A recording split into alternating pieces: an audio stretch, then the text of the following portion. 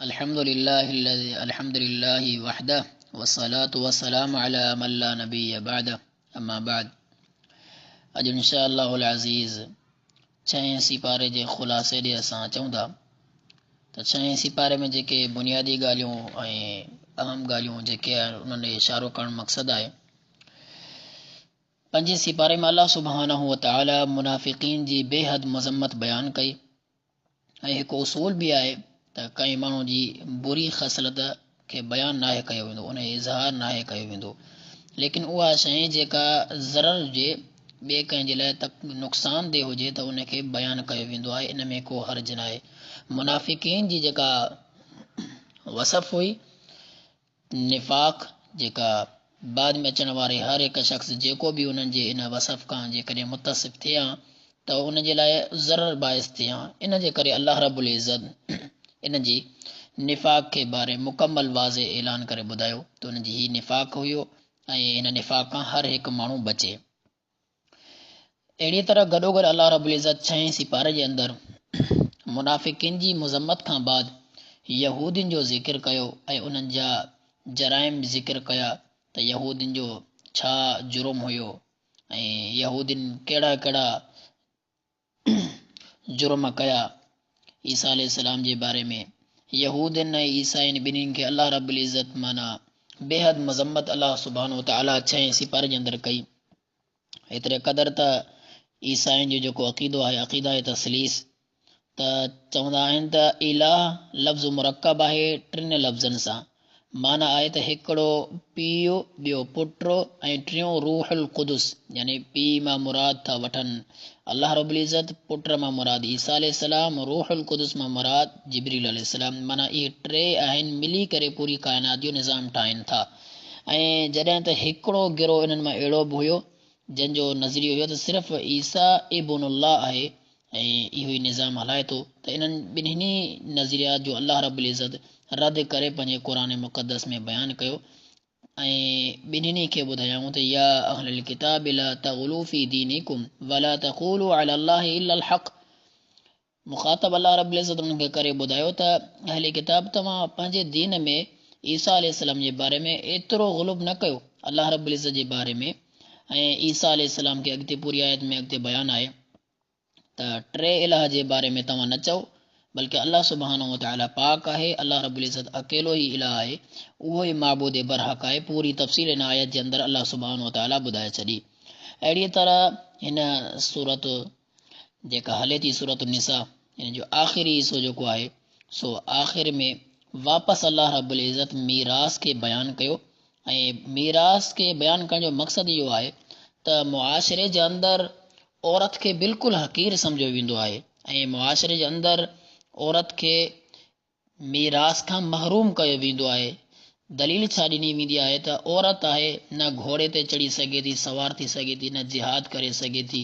हिन औरत खे हिसो ॾेई करे छा कयूं त अल्लाह रब्बुल इज़्ज़त बारहा औरत जे बारे में ॿुधायो त औरत खे हक़ ॾिनो वञे। औरत जो जेको हिसो ठहे थो, पुट खे डबल आहे ऐं धीउ खे सिंगल आहे।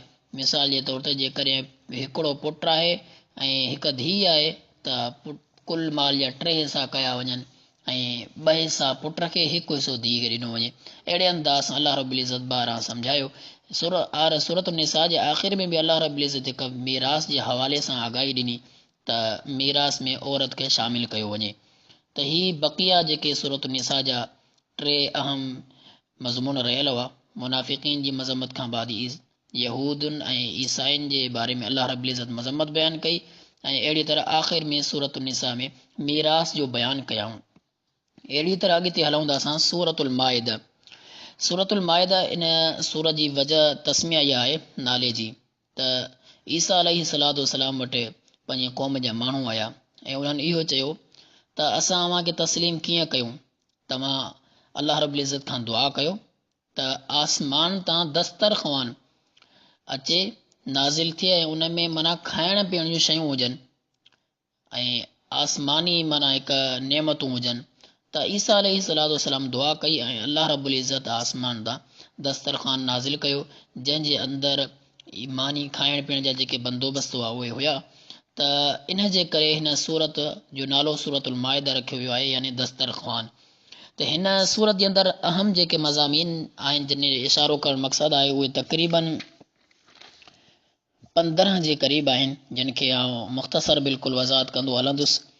पहिरियों हिन सूरत जे शुरू में ई आहे या अय्युहल्लज़ीना आमनू औफू बिल उक़ूद। हिन आयत जे अंदरि वाइदे खे पूरे करण जो हुकुम ॾिनो वियो आहे, चाहे उहो वाइदे जो ताल्लुक़ अल्लाह रब्बुल इज़्ज़त ऐं इंसान जो पंहिंजो पाण में हुजे। जीअं अल्लाह ताला इंसान खां अहद वरितो हुयो, तव्हांखे मुंहिंजी इबादत करणी आहे, ऐं चाहे उहो इंसान जो इंसान सां अहद जो ताल्लुक़ हुजे। अल गर्ज़ जेको बि शरी वाइदो आहे, शरी एतबार सां जंहिंजे अंदरि का बि कबात न आहे, त उहो वाइदो हिन आयत मां मुराद आहे। ऐं हीअ उहा सूरत आहे जंहिं सूरत जे अंदरि तकमील दीन इस्लाम जो बि ऐलान थियलु आहे। अल-यौम अकमलतु लकुम दीनकुम व अतममतु अलैकुम। हिन जी फ़ज़ीलत तव्हांजे अॻियां मशहूर आहे त उमर रज़ी अल्लाह ताला अन्हु वटि हिकु अहले किताब वारा आया हुआ ऐं उमर रज़ी अल्लाह ताला अन्हु खे इहो ई चयो त हिन तव्हांजे कलाम जे अंदरि हिकु अहिड़ी आयत आहे, जेकॾहिं उहा असां वटि नाज़िल थिया त असां हुनखे ईद ठाहियूं आहे। त उमर रज़ी अल्लाह ताला उनखे बहितरीन उनखे जवाबु ॾिनो हुयो, ऐं इहो ई जवाबु दीन इस्लाम जे बारे में काफ़ी आहे त जेको असांखे शरीयत इस्लाम जंहिं शइ जो जेसीं ताईं हुकुम ॾिनो आहे ओतिरो ई असांखे करिणो आहे, वधीक नाहे करिणो। शरीयत इस्लाम असांखे मालूम आहे कहिड़े ॾींहं ते कंहिं वक़्त ऐं कंहिं जॻह ते नाज़िल थी आहे, लेकिन शरीयत इस्लाम असांखे हुकुम न आहे ॾिनो ईद करण जो, त लिहाज़ा असां ईद न कंदासीं। अॻिते हलूं था, अल्लाह रब्बुल इज़्ज़त इन ई सीपारे जे अंदरि पंहिंजे शाआइर जो एहतराम करण जो हुकुम ॾिनो आहे।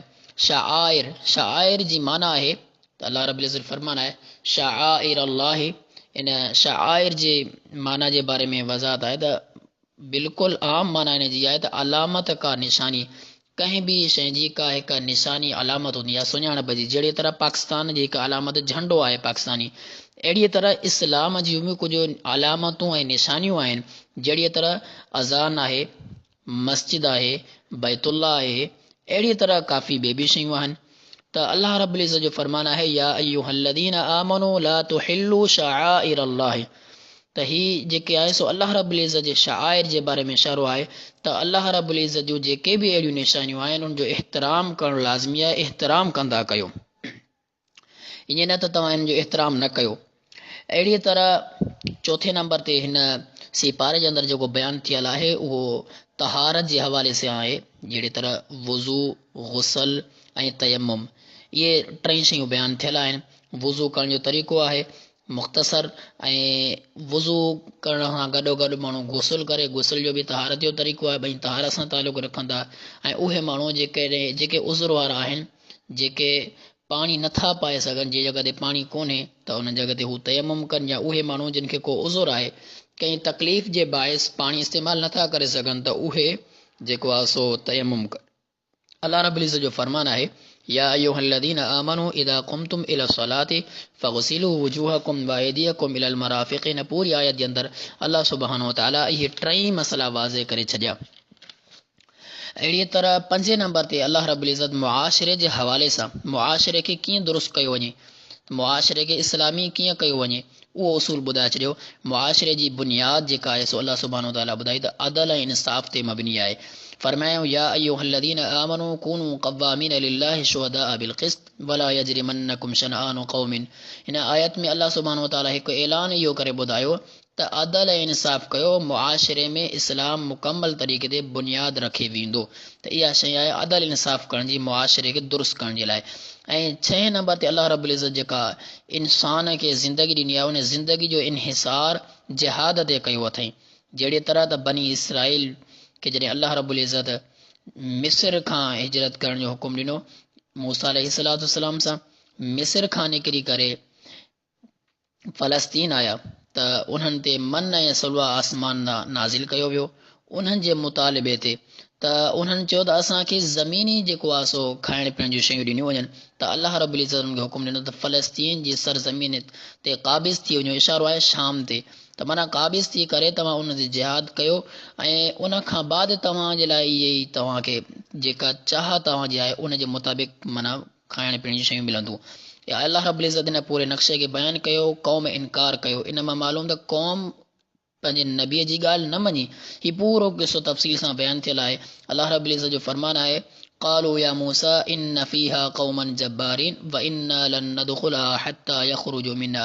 क़ौम इनकार करे छॾियो, ही क़ौम वॾी ताक़तवर आहे, असां हिननि सां दाख़िल न थी सघंदासीं, हिन सां जिहाद न करे सघंदासीं। इशारो आहे त माना क़ौम पंहिंजे नबीअ जी ॻाल्हि न मञी।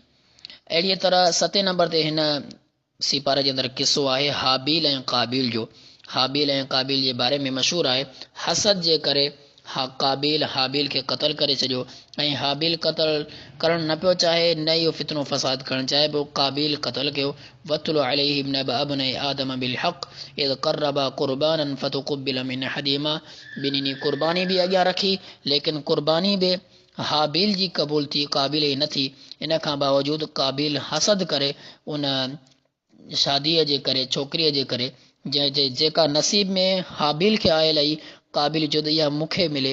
इन हसद जे करे उनखे क़तल कयऊं ऐं हिकु इंसान खे अलाह ताला अहसासु ॼारायो त उहो हिकिड़ो कांव हुयो। कांव खे अलाह रब्बुल इज़्ज़त हुकुम ॾिनो त ज़मीन खे खोटरे करे ऐं कांव खे दफ़न पियो करे त क़ाबील ॾिसी करे हाबील खे इन अंदाज़ सां दफ़नायो। ऐं इहो अॼु ताईं बि क़यामत ताईं जेको बि क़तल थींदो, इहे सभु क़तल जी बुनियाद क़ाबील ते बि गुनाह थींदो, क़ाबील खे बि गुनाह मिलंदो ऐं करण वारनि खे बि जेके बग़ैर हक़ जे यानी ज़ुल्म जे क़तल कयो वञंदो, सभिनि जो गुनाह उन ते थींदो। वजह इहा आहे त हिननि ते बि थींदो, हुन ते बि थींदो, लेकिन हुन जेका रस्म विधी आहे उहा रस्म अहिड़ी विधियलु आहे जेका कंहिंखे ख़बर न हुई ऐं इब्तिदान रस्म विधियलु आहे। त इन रस्म जे करे जेको ख़राबु अमल आहे, इहो अमल हुनखे नतीजो अञा ताईं बि मिलंदो रहंदो क़यामत ताईं। अहिड़ीअ तरह 8 नंबर ते अल्लाह रब्बुल इज़्ज़त हिकु फ़ौजदारी क़वानीन ॿुधाया, जेके माण्हू बग़ावत कनि था उन्हनि जे बारे में। त माना हिकिड़ा उसूल ऐं क़ानून, इन्नमा जज़ाउल्लज़ीन युहारिबून अल्लाह व रसूलहु यसअऊन फिल अर्ज़, माना जेको बग़ावत करे उन्हनि जे लाइ छा उसूल हुजणु खपनि, छा क़ानून हुजणु खपनि। आम माना इन जी आहे त फ़ौजदारी क़ानून, जेके फ़ौज जा क़ानून ऐं उसूल आहिनि, अहिड़े अंदाज़ सां शरई उसूल ऐं क़ानून रखणु खपनि। ऐं 9 नंबर ते अल्लाह रब्बुल इज़्ज़त हिन सूरत जे अंदरि चोर जे बारे में ॿुधायो। चोर मर्द हुजे या औरत हुजे, उन जी सज़ा छा आहे, उन जी सज़ा जे बारे में अहकाम ॿुधाया। वस्सारिक़ु वस्सारिक़तु फ़क़्तअू अयदियहुमा जज़ाअम बिमा कसबा नकालम मिन अल्लाह। अहिड़ीअ तरह 10 नंबर ते